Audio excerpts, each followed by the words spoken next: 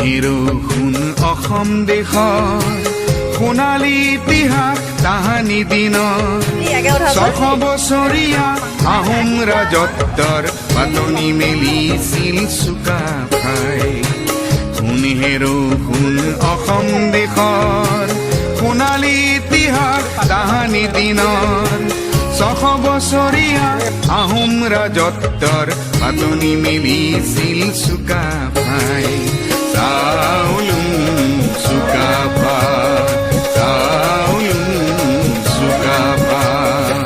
শুন হেৰো শুন অসম দেশৰ সোণালী ইতিহাস তাহানি দিনৰ 600 বছৰীয়া আহোম ৰাজত্বৰ পাতনি মেলিছিল চুকাফাই।